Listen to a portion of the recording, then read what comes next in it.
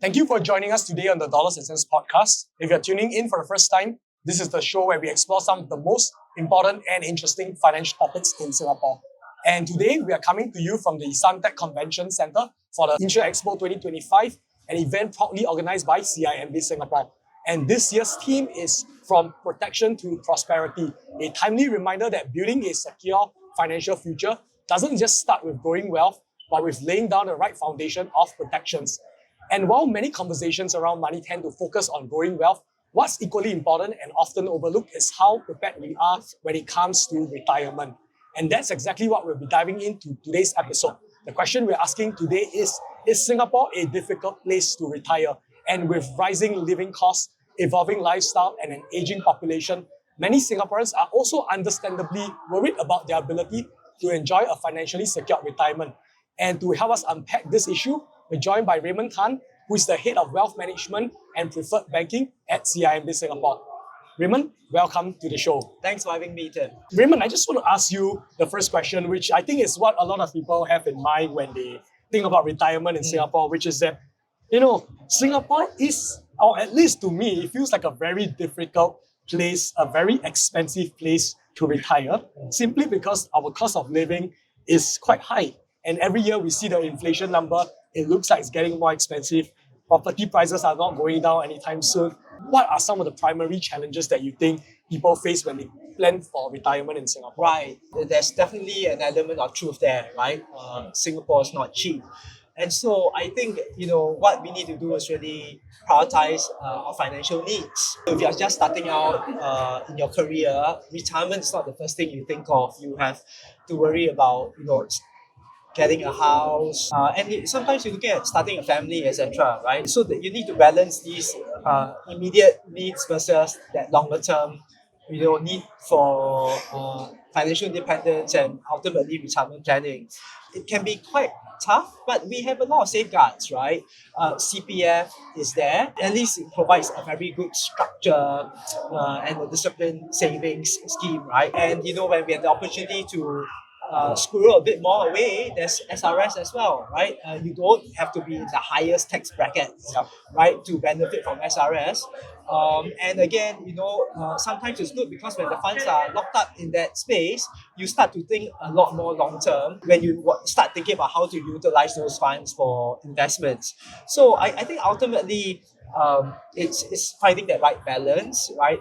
It's not impossible, but yes, we know that it's not the easiest to achieve. We, recently did a study. We wanted to study Singaporeans' attitudes and beliefs towards financial independence, and we found that over 70% of respondents have made a financial plan. So that's very positive. And these are individuals aged between 26 to 60 years old. Right. So there's a wide range of people. That's right. But only about half, right, about 48% have actually done a retirement plan. So what that means is that they've done the financial plan, but they've got other goals and other objectives. Okay. In some cases, it's good that you start off with a financial plan which can eventually evolve, right, into a retirement plan nonetheless, right? But could more Singaporeans embark on this? I think we should aim for more. The starting point isn't too bad, I think.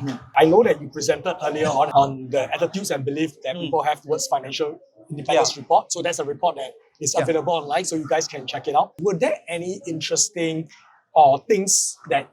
insights that really surprised you when you saw the report? Right. What was interesting was that 2 out of 3 Singaporeans, or Singapore residents, right, to be a bit more accurate, about 63%, they aspire to achieve financial independence between the ages of 40 to 60. So clearly, that's quite early. Yeah, clearly before the mandated retirement age. But of course, it doesn't mean that they want to quit work altogether, right? Financial independence, I think if you look at the strict definition, you can still be working. It's just that you are not fully reliant on employment income as a must-have, right? Also, I think what's interesting is that how much do you need to retire, right? Okay, so what's the magic number? So half of Singaporeans believe that you need $1 million. $1 million to retire in Singapore. That's right. And a majority believe way above, at least 500K, but half above $1 million. and then you have another quarter believe you need in excess of 2.5 million, right? And I think that's fine because different people have different expectations and needs, right, for retirement. Despite all these challenges, about over 70% of the respondents they believe that financial independence is something that is achievable, it's a realistic goal, and about 43% of them are confident, right, in managing their finances. So that's also a positive sign. The top three barriers to financial independence, however, no surprises there. High cost of living, family responsibilities, low or insufficient income, right, to set aside, I guess, for savings for retirement. So I took a look at a report and also your presentation just now, Right. and I think you highlighted that there are certain groups that feel more financial anxiety over other groups. What is the reason for that? Or like, is there a certain Right. age group? Yeah, so generally speaking, it's something like 39% who feel, often or always feeling anxious about financial independence. That's not necessarily a bad thing, right? Okay. Fear sometimes can be a good motivator. That's a good as point. well, That's a good right? point. Yeah. But obviously, if it starts to overwhelm you, then it starts impacting your mental health and your ability to function, right? Zooming into the age groups, and sadly those age between 40 to 50, and I think it's because they are nearing retirement, Right. where they exhibit slightly higher financial anxiety.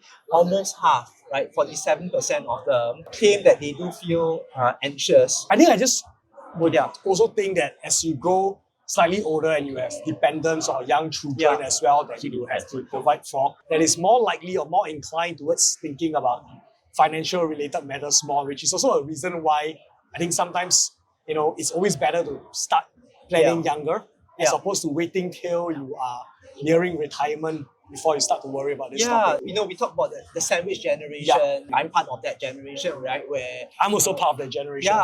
We have aged parents and young children looking after and supporting. The goal is that you don't want to put our kids in that same situation. So therefore, in order to stop this cycle, we've got to make sure that while we are trying to balance everything, we take care of ourselves as well, so that our kids do not need to take care of us in future. From that perspective, then less anxiety for the kids in future, but maybe a bit more anxiety for us now.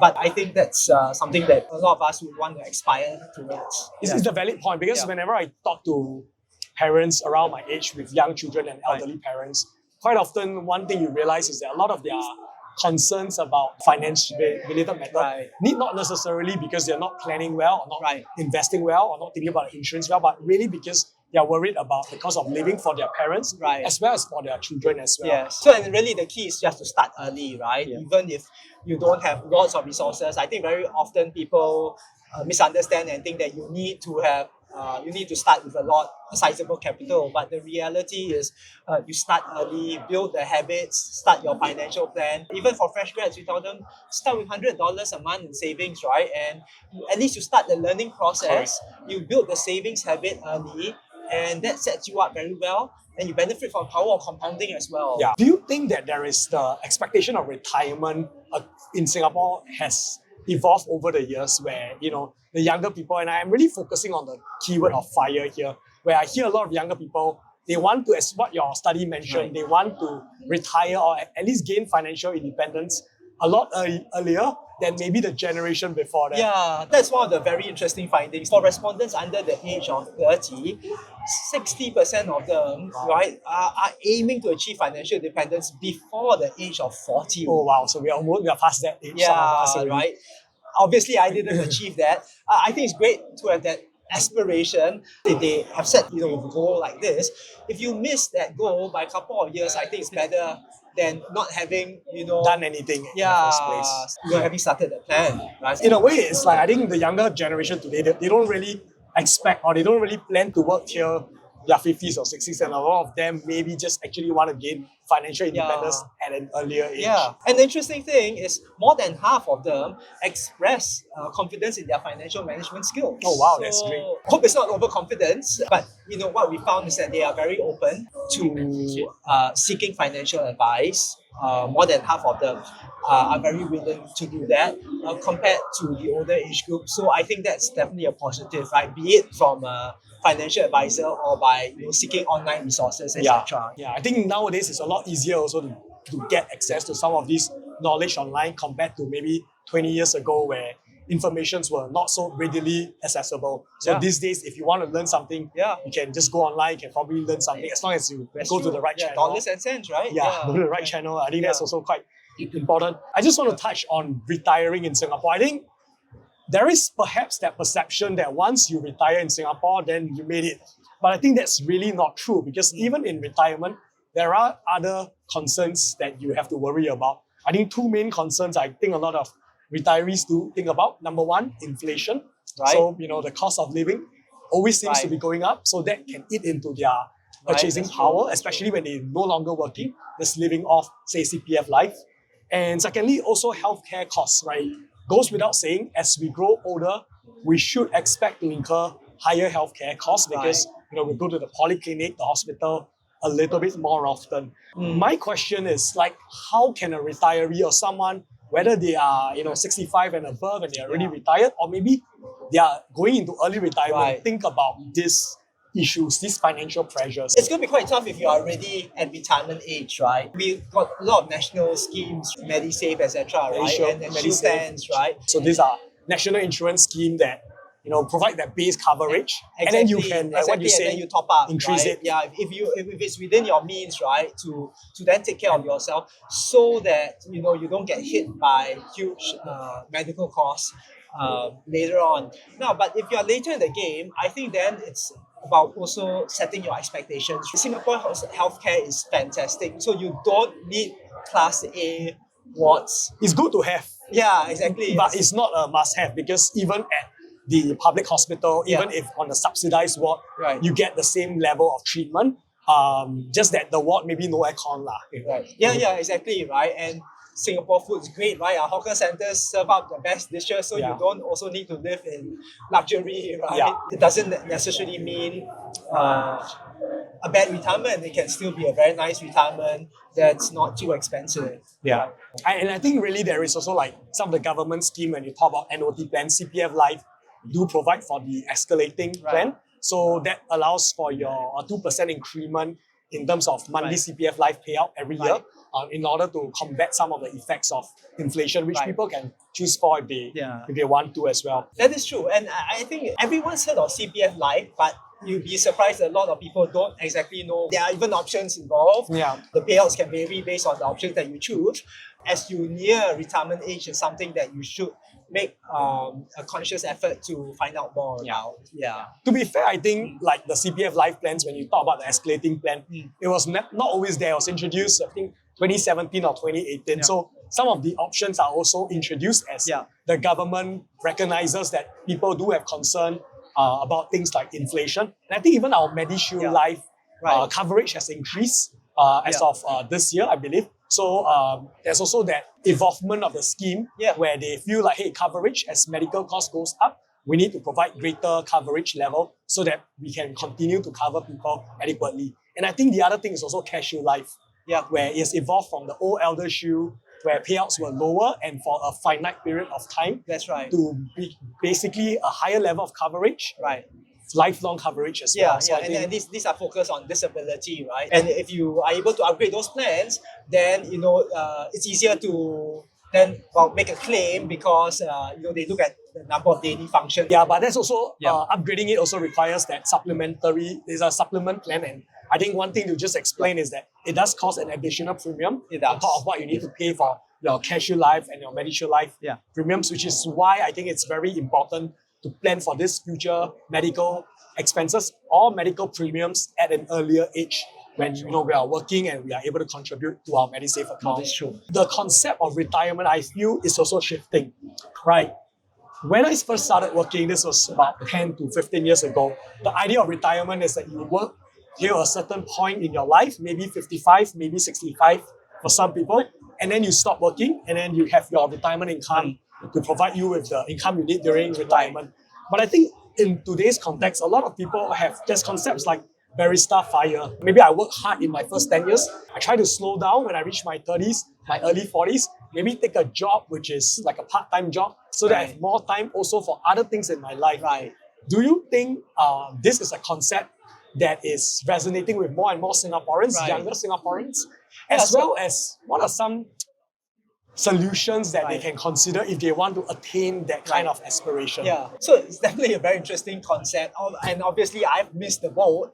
But it's not too late though, you know, it can happen anytime. Yeah, I wouldn't be surprised that a lot of the younger Singaporeans aspire to do that. But how do you get there? Right? That's your question. The reality is that then you've got to probably be prepared to up your risk appetite a little more, because you probably need to invest a little bit more aggressively and start early.